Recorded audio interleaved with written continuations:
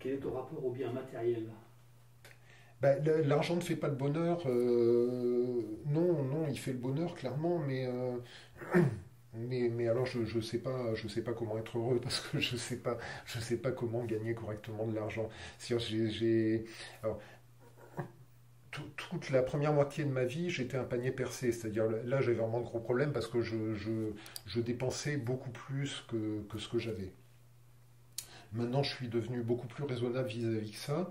Euh, le fait d'abandonner la région parisienne et de venir habiter Metz, mine de rien, a considérablement contribué à me faire me débarrasser de tout un tas de dépenses que je pensais importantes avant, mais qui en fait ne l'étaient pas du tout, qui venaient juste combler un espèce de vide intérieur, un manque d'autre chose, et je le remplissais en acquérant des choses. Ça, j'ai plus ça. Mais après, ça participe aussi du fait que je n'arrive pas à me sentir légitime dans un monde d'adultes.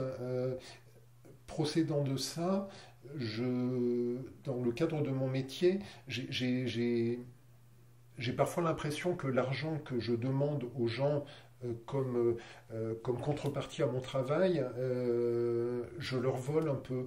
Euh, donc du coup, je, je- mes factures sont à des très petits montants. Dans le cadre de mon métier, la mise en page, je pratique des prix à part quelques ateliers clandestins du fin fond de l'Inde ou de Madagascar, personne en France ne pratique, hein. Bon, c'est aussi comme ça que j'attrape des marchés. Mais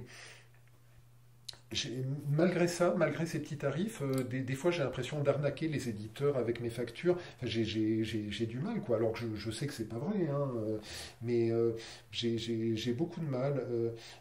Dans mon autre carrière avant à Paris, quand j'étais directeur de production dans l'édition, donc j'avais sous mes ordres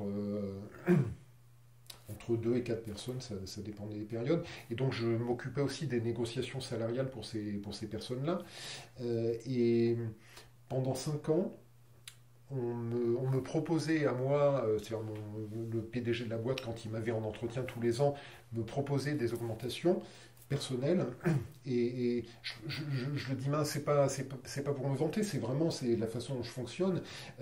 Pendant 5 ans d'affilée, j'ai refusé et j'ai dit non, vous ne me les donnez pas. À la place de ce montant-là, vous me faites une enveloppe et je vais la répartir entre les personnes de mon service. Tant et si bien qu'à la fin, quand je suis parti, les deux cadres qui travaillaient avec moi étaient quasiment au même salaire que moi parce que à force, moi de les augmenter et moi de ne pas être augmenté, ben, voilà, l'écart s'était réduit. Mais, mais voilà, mon rapport à l'argent, il est celui-là. Quand on me commande des dessins, par exemple, alors j'ai mis du temps à trouver un tarif. Combien ça vaut de dessiner un portrait sur une feuille A4, je ne sais pas. Alors, j'avais dans l'idée au départ 100 euros, mais je me suis dit, enfin, euh, 100 euros, c'est énorme, quoi. Enfin, ça les vaut pas. Donc, je suis descendu à 50 euros. Donc, maintenant, je l'ai fait à 50 euros. Mais même à 50 euros, j'ai l'impression de voler les gens. Donc en général, quand on me commande un dessin, j'en fais deux ou trois pour le même prix parce que je me dis que je n'assume pas de vendre un seul dessin 50 euros. J'ai un rapport problématique à l'argent, vraiment, de ce point de vue-là.